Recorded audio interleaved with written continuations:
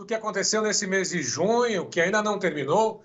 A segunda quinzena está aí, pelo menos mostrando uma certa recuperação para os preços da arroba do boi gordo, aquém ainda daquilo que o pecuarista imaginava e aquém daquilo que o mercado projetava também. Mas a boa notícia é de que nessa segunda quinzena, de uma forma muito paulatina, pouco a pouco, o mercado começou a ficar um pouquinho mais firme com a exigência das indústrias frigoríficas ofertarem um pouco mais pela arroba do boi gordo. E será que o mês de julho promete uma recuperação plena para os preços da arroba do boi gordo? Sobre esse assunto, nós vamos agora até Curitiba conversar com o Fernando Iglesias, que já está conosco. Antes de mais nada, muito obrigado pela disponibilidade de falar conosco aqui no Tempo e Dinheiro. Boa tarde, Fernando. Boa tarde a todos. É um prazer estar aqui em mais uma oportunidade. É sempre um prazer falar com vocês do Tempo e Dinheiro. E basicamente vamos dar boas notícias ao pecuarista aqui que está nos acompanhando, né? Depois de toda aquela pressão de queda em maio, finalmente o mercado começa a respirar, começa a reagir, começamos a perceber aí uma arroba do boi gordo um pouquinho mais valorizada. Agora, esse mês de junho não terminou ainda. Será que nessa reta final teremos novidades? Os preços podem ter uma reação até mais consistente, por dizer assim? Creio que na última semana do mês, a projeção que nós temos aqui no Safras e Mercado é de uma boa demanda nessa virada de mês.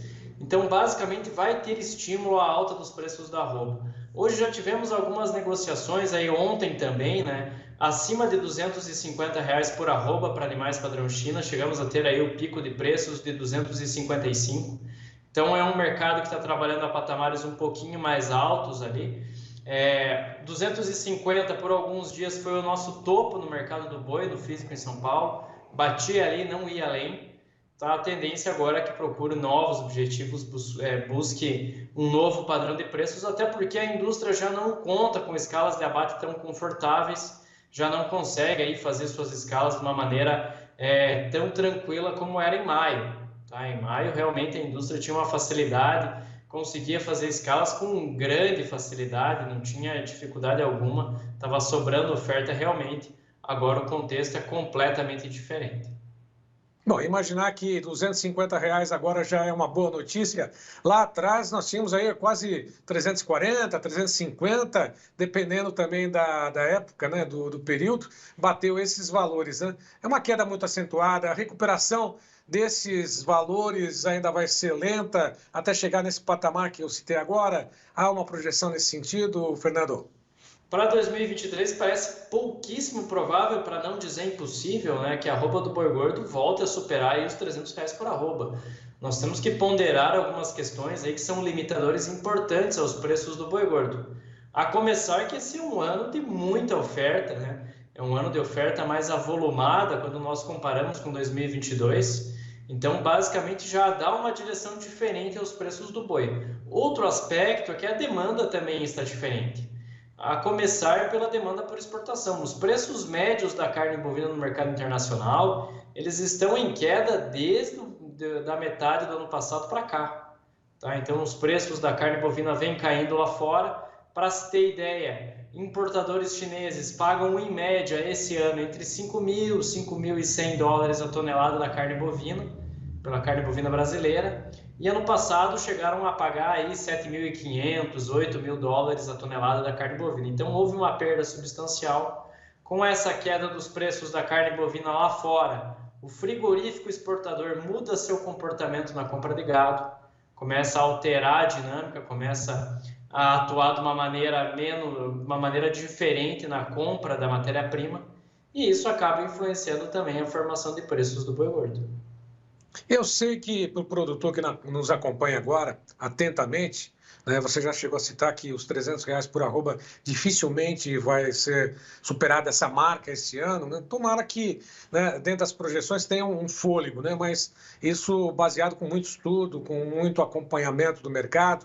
O Fernando Iglesias sabe, e por isso que ele está aqui conversando com você, conosco, para trazer essas informações. São anos de mercado.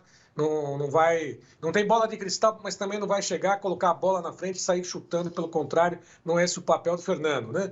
Agora, Fernando, você falou sobre essa queda do preço da carne, né, no mercado internacional, nas exportações, mas sendo alento ou não, o preço da carne também, da arroba do boi gordo, reduziu, caiu em outras importantes praças, né, ou outros países exportadores. Isso é um alento para o produtor aqui no Brasil.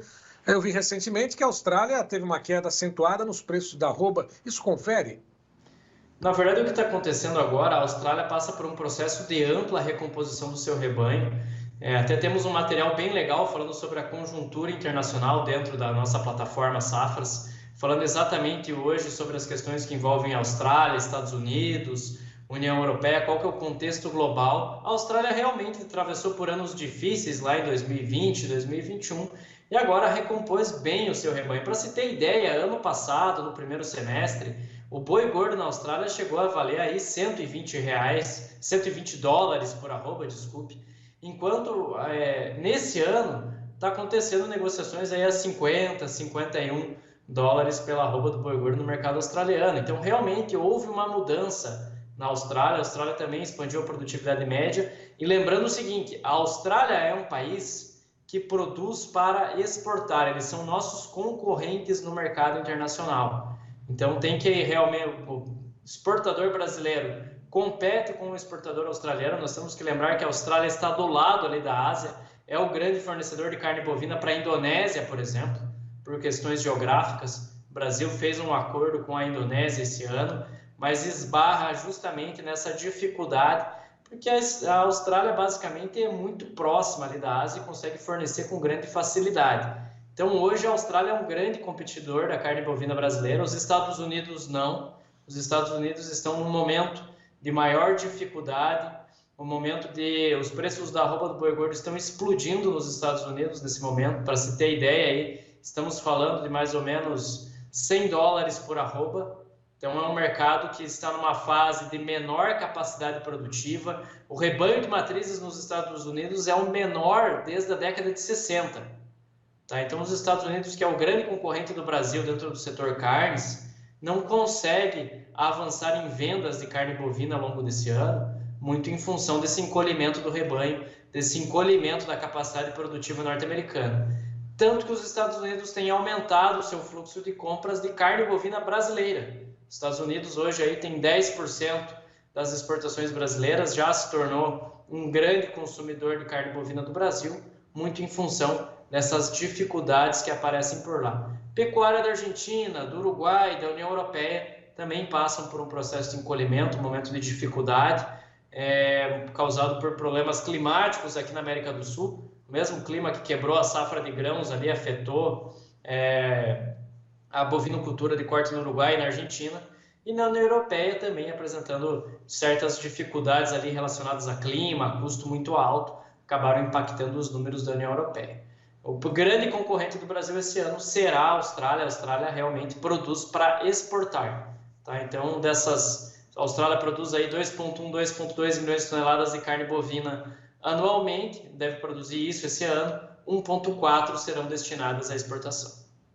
Bom, esse estudo, essa análise está aí na página do site do próprio Safras e Mercado, é isso?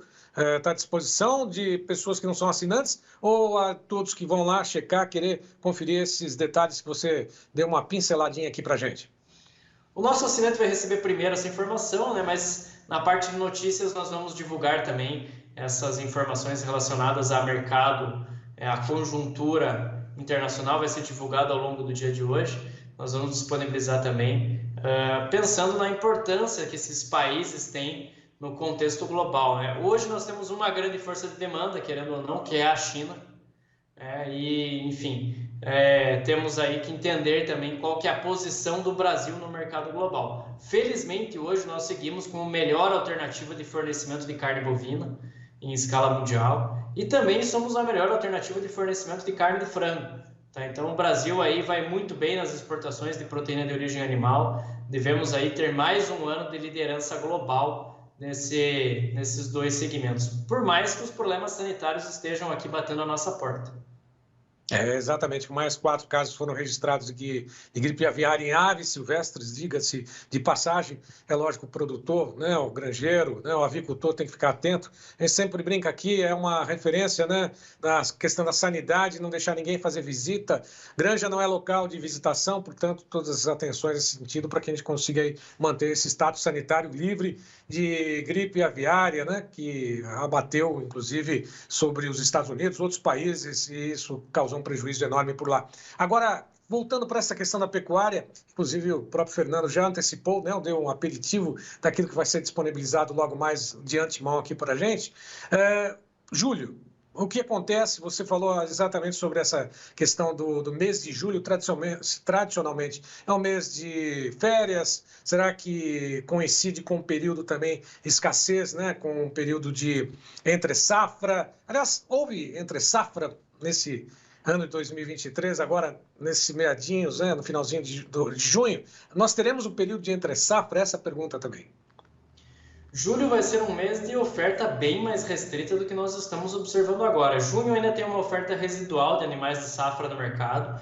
Julho vai haver uma dependência maior da oferta de confinados, que ainda vai ser incipiente dentro do mercado do boi, não vai ter um grande volume de confinados ainda disponível para o abate nesse período. Agosto já começa a aumentar. Tivemos algum desestímulo ao confinamento diante de todo aquele derretimento na B3 ao longo do mês de maio, então isso desestimulou um pouquinho o confinamento, não podemos negar isso, mas ainda assim teremos bons números de animais confinados, mas vamos ter um mercado um pouco mais firme, um pouco mais propenso à alta.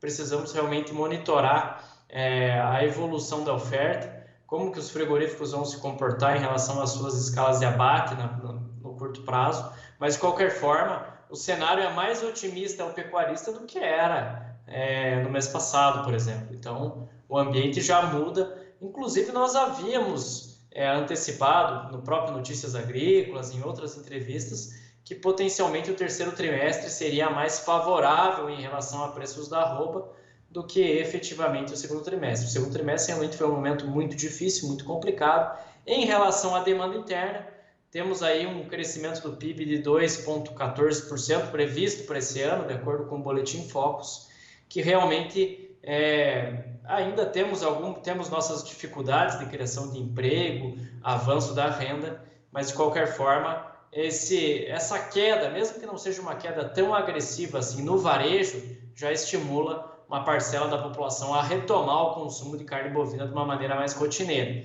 Então, isso é uma variável importante também para ser considerada. Tá certo, você fez as considerações a respeito do confinamento.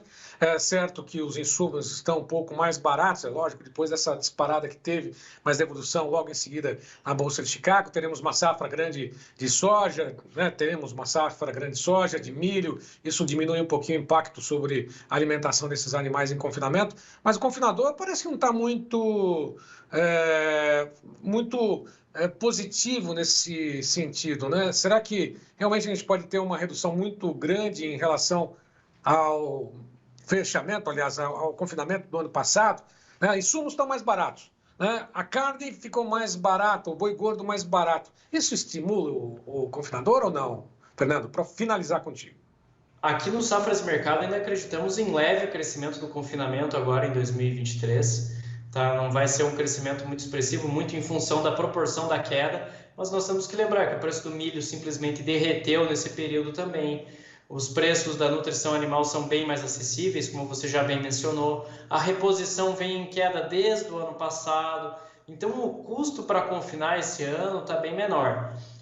Pecuarista que usou as ferramentas ali para travar preço, para garantir preço, vai conseguir um bom resultado esse ano. Mas, de qualquer forma, para o último trimestre é possível que haja uma evolução do confinamento a nível de Brasil, pensando numa boa demanda para o período, pensando também que nós temos aí um custo, uma definição já da safra norte-americana. Possivelmente nós vamos ter uma estrutura de custos bem menos inflacionada do que era no ano passado, então uma nutrição animal mais acessível. Nós temos localidades do Mato Grosso com boa oferta de milho, por exemplo, ao nível de R$ 35,00 a saca.